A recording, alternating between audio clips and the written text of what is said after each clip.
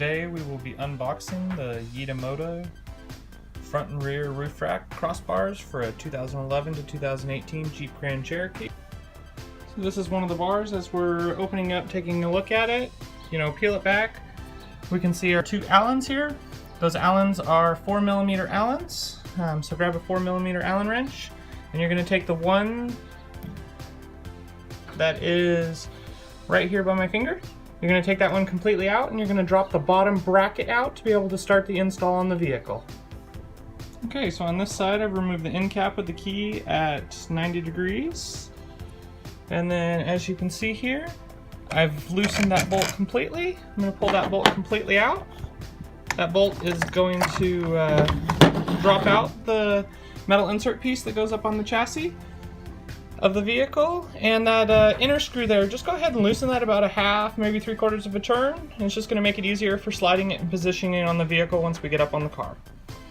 So during the disassembly process, you will see after you pull the metal bracket out, there is this little rubber seal here that sits down in a channel. Just make sure before you put it up on the car that the rubber seal has been pushed back down into its slots and is at least positioned in its correct spot, so when you go to install it, it'll make your life much easier. So in preparation for bringing the front rail up here, I have placed both of the lower brackets in the channel so they're ready to get screwed in place, and I've left the bolts just sitting here, so once you put the crossbar on, you don't have to get up and down the ladder a bunch. You have all the pieces up here, and now you can set it in and start assembling it. Okay, as you can see here, we have the metal piece that drops down into the rail. It has two little L shapes at the bottom, so it goes down into the track, locks into place, and then what we will do is we will pick this unit up, set it over the top of that, and then we will take our bolt here and we will drop that bolt down in that spot there, like we from where we removed it.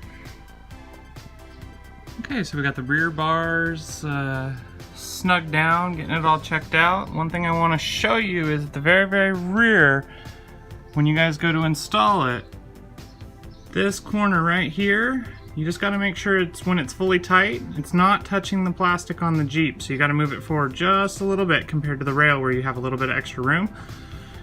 And once you see here, both bolts are installed back in. Bars are good and tight on the vehicle.